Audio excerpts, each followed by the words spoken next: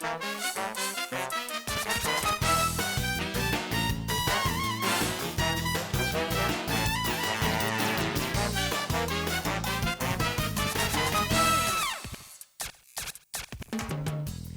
if you really love cooking, often it's only at the weekend that you've really got time to throw yourself into it. This doesn't necessarily mean more elaborate food, but it certainly means more enjoyable cooking.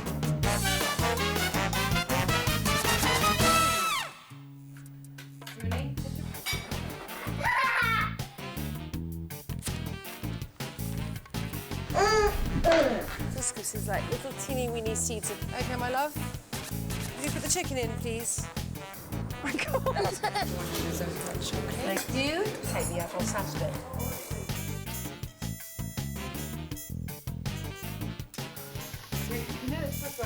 I was thinking it was Monday, Thursday.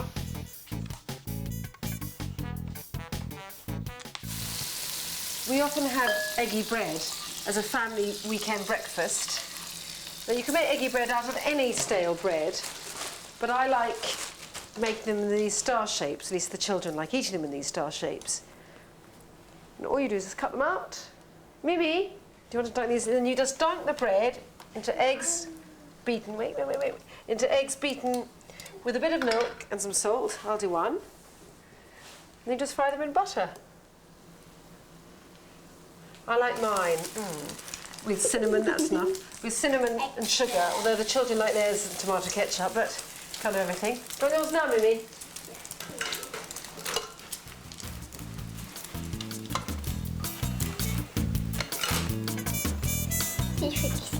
Enough?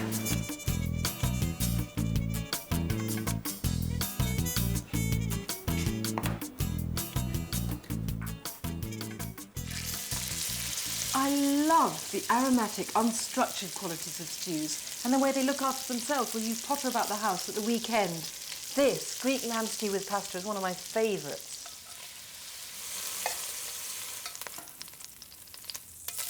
This is lamb shoulder, which is both cheaper and has a lot more flavour than leg. I'm using about 2 kilos of lamb here, which is enough to feed 6 to 8.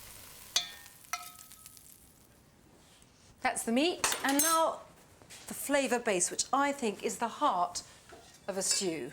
Celery, to start. So important. Even if you don't like celery, please put some in. It adds a note that you cannot duplicate. Garlic, 4 fat cloves. I want this to be really gutsy. Squish the cloves just to get the skin off. It's so important to distinguish between what takes a long time to cook and what takes a long time to prepare, because sometimes you find that dishes which take ages to cook actually involve very little effort from you, whereas some fast food thing can take 15 minutes of solid chopping. Anyway, onions, lots. Time to blitz.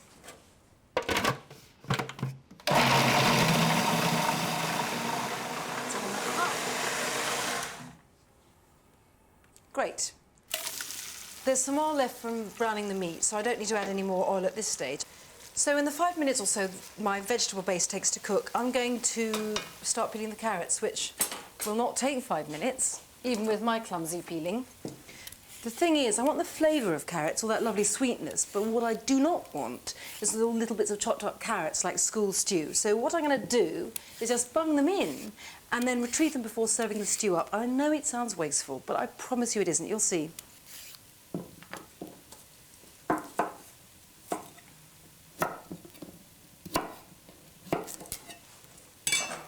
So that's done. And this is done. And by done, I mean, again, not coloured, just soft. Slightly translucent. But the celery adds a little greenness. Just taking half out. Spread the remaining bit of vegetable mishmash around at the bottom. Just pour the brown meat back over. It's like making a sandwich. Onion mush, meat, onion mush, delicious. But the reason I'm doing this, I mean, you don't have to just mix all around however you want. The reason I'm doing this is because I feel that the onion cooked down and pulverised a bit.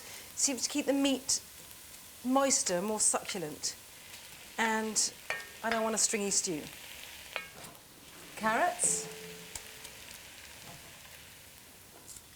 So some bay leaves, because I've got the sweetness from the carrots and I want some nice herbal quality from bay leaves and, lovely, oregano, so beautiful.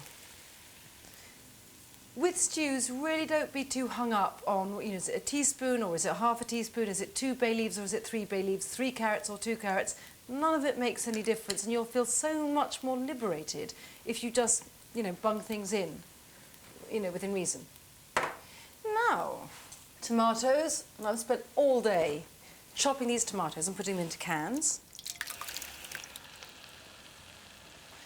Now the wine, whole bottle white, partly because when I ate a stew like this in Greece it was made with white wine, but also because it's nice to change flavours. White wine can be great with meat, just as red wine with fish.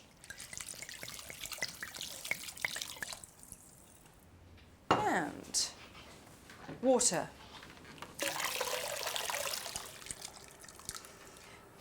It is very watery at this stage, and do not get alarmed. The reason is some of the liquid will just evaporate on cooking, but also because since I'm going to be cooking some pasta with this when I reheat, I want the water there so I can cook the pasta, and of course the pasta will absorb some of the liquid. Perfect, and it's come to a boil. Let it bubble for a minute. And now, plonk a lid on, turn it right down, and leave it for a couple of hours.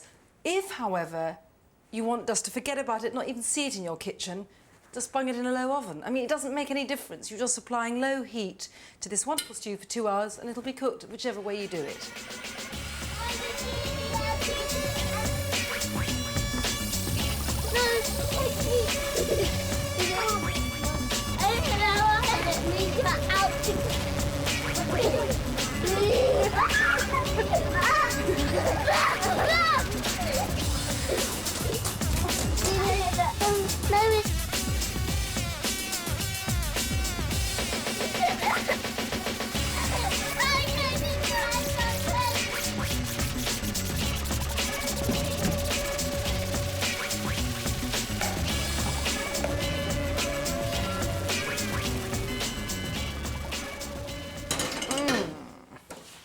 Ready.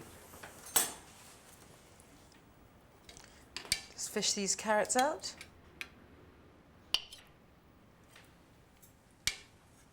But not throw them away.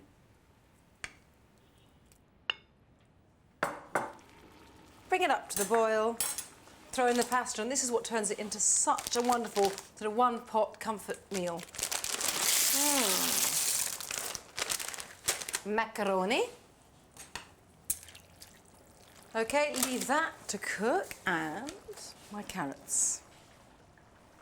Some Ligurian olive oil, Maldon salt. So delicious, cook's treat. You always got to have one of those. Oh, that take about 10 minutes. So much in food depends on contrast, and here, against that sweet, meaty lamb stew, I'm chopping oregano, fresh oregano. I use dried in it. And then I've got this chopped. I'm going to crumble in with it some really sharp feta. Mix them together just with my hands, And this sharp and herbal mix will just meld and melt into that sweet stew.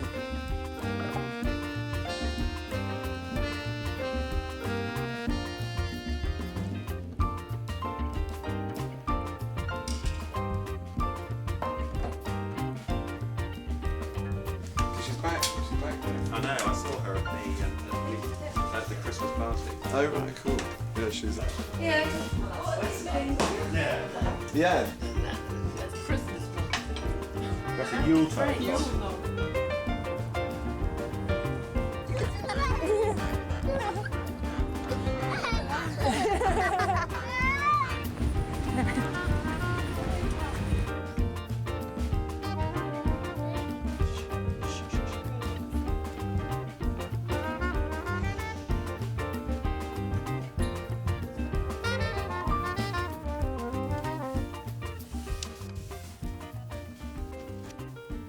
Baking is a lovely thing to do at the weekend when you've got time really to inhabit the kitchen rather than just rushing through it as you do in the week. And I love this sort of cooking, especially at night when the house is quiet and I can just go about it quietly, and I find it incredibly relaxing. I'm making a clementine cake now, and the clementines in question have been boiled just in water for 2 hours until they're really soft and tender. 4 or 5 clementines. If you want to replace them with 3 oranges, do. Squeeze any excess liquid out of them and put them all into the processor. Skin, zest, pith, everything. Just need to be blitzed to a sort of nubbly puree.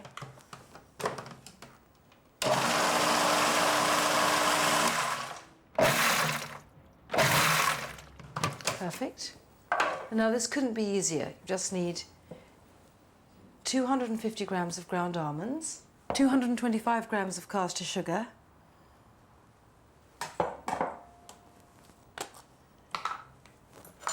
heaped teaspoonful of baking powder, and 6 eggs. The useful thing about this cake is that you use ground almonds in place of flour, so people who either can't or won't eat anything with gluten in it can eat this cake. And also it's the almonds along with the fruit that keeps this cake incredibly moist and delicious. And that means that you can make it, say, at the weekend when you've got the time, and then in the middle of the miserable week when you're feeling deprived and exhausted, you can come home from work and eat it.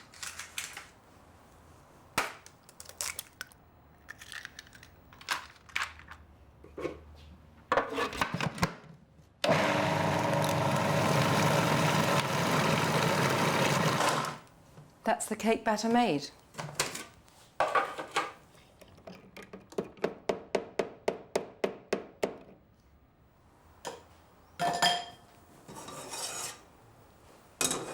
You'll need a 20-centimetre springform cake tin. It needs to be buttered around the sides and lined at the bottom because it is a moist cake. I love that reusable baking parchment, but you can use whatever you want. And then just pour this batter in.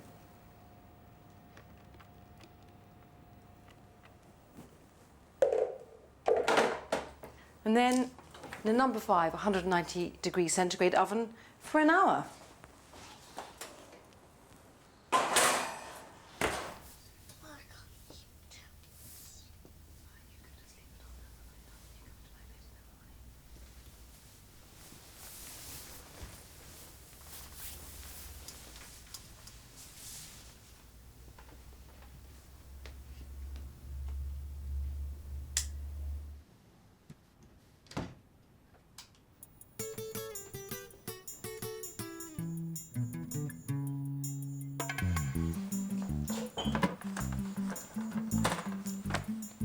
The cake's ready, it's had an hour.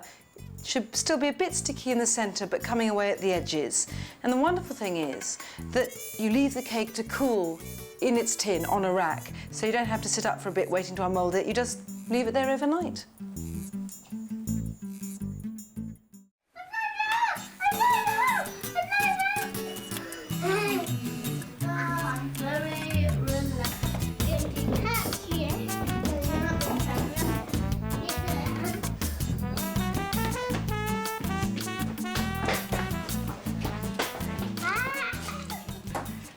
I adore proper Sunday lunch. I don't think that roast beef and Yorkshire pudding can be beaten, but you can do things differently, and I often do.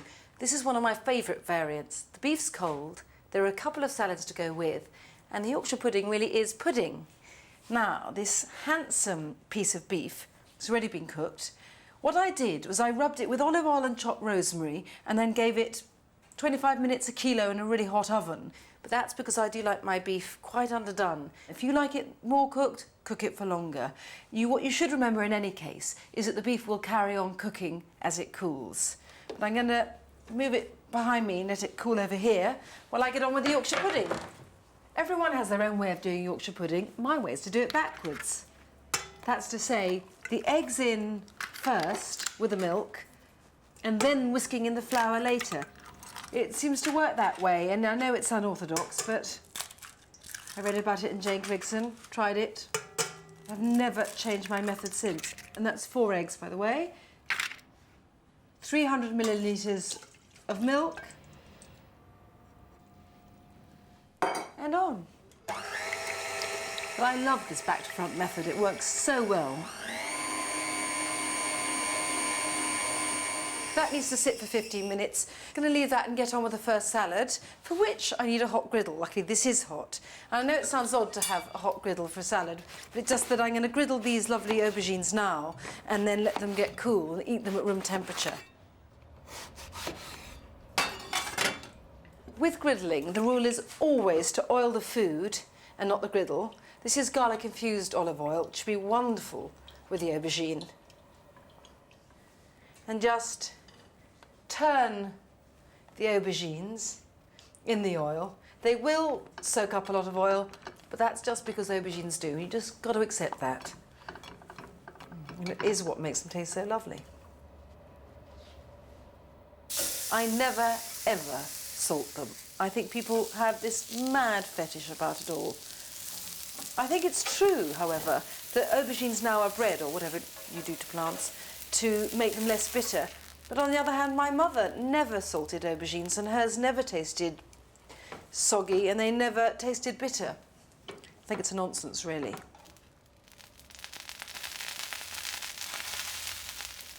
All they need now is a little more garlic oil, squeeze of lemon,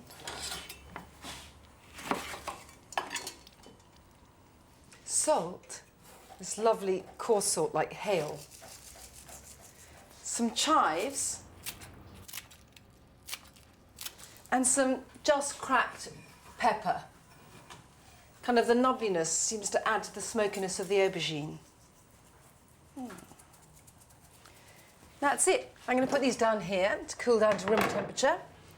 And back to my Yorkshire pudding mix. The eggs and milk have been standing for long enough. I'm adding flour, 250 grams, spoon by spoon. It's been sifted because I want this really light. It's easier for it to be incorporated if you go slowly.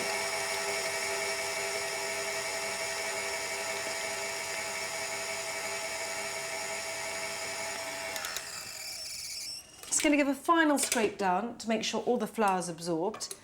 This is the stage at which most people leave their Yorkshire pudding batters to rest, and if you want to, you can, but you don't need to. Right, that's ready to go in the oven. The real key to fabulous Yorkshire pudding is to have the oven and the fat incredibly hot as your oven will go.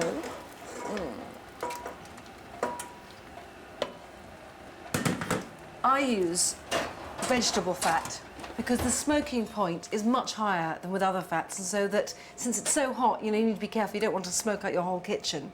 Right, and that's at 250 degrees centigrade, that's gas mark 10, and I'm going to leave it there for 15 to 20 minutes, by which time it should be just blossoming and burnished and like a huge crown. Right, beef's done, aubergine's done, pudding's in the oven. The last thing, my pea, mint and avocado salad. I love this, well, primarily because it just tastes lovely, but also because it was one of my great Aunt Myra's 1970s specials. It's just very good. These peas are frozen peas, cooked till tender, not very soft, and then macerated in olive oil, white wine vinegar, freshly chopped mint and a pinch of sugar. I'm going to need my huge plate for this. And when I say huge, I do mean huge. The lettuces I use mainly here are little gems because they're really easy, and also they provide lovely crunch, which is contrast to the peas. And chicory too is really a good contrast, not just because of the texture, but also because the chicory is very bitter against the sweetness of the peas. That's fabulous. And also there's a contrast in shape. Perfect, everything. The oil and vinegar that are on the peas already really provide the dressing, so just tumble these over, toss. Looks so beautiful and tastes so wonderful too. Very, very useful thing to have in your repertoire. Now, one last crucial ingredient for another bit of contrast, avocados, which I keep on the windowsill to try and get every last bit of light and sun and warmth to the just at the right texture, which these are. The thing about avocados, always buy early, use late, by which I mean if you get them early enough, you can make sure that just the texture you need, they've got time to ripen, and use them as last minute as you can just because of this colour. This is lovely. Don't worry about what shapes you make. I mean, I like to use a knife and do these lovely little long boat shapes, but you can use a spoon and just clump it out if you want. I don't think there is a more beautiful salad. All it needs, a bit of salt. Avocados drink up salt, I suppose, because they're so divinely rich and bland. And some freshly chopped mint. Not a lot, just enough to make the mint that's in the peas already seem to come alive. The alchemy of cooking.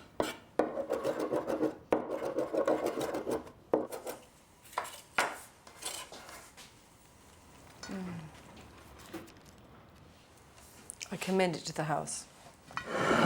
So how divine is that? The perfect stress-free Sunday lunch.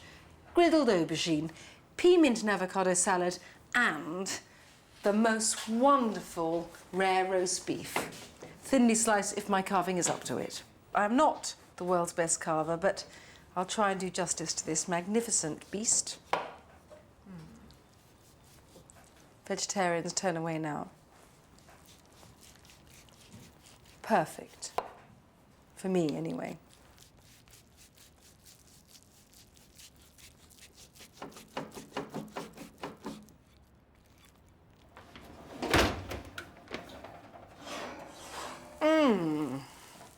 Look at this, magnificent.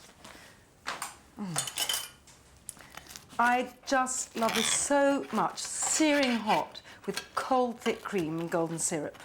Just so wonderful. I know that I'm meant to be keeping this, but I have to have some now, not least to show you just how gorgeous it is. You have to see everything all together. It smells like a mixture between pancake and donut, which kind of defines pudding heaven for me.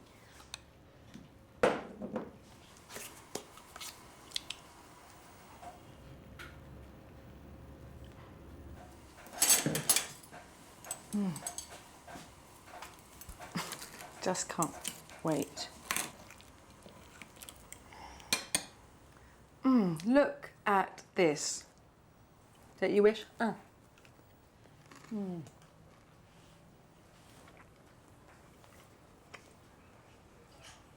No need to talk. Move a little bit closer. Just a little bit. Yeah. I'm so hot.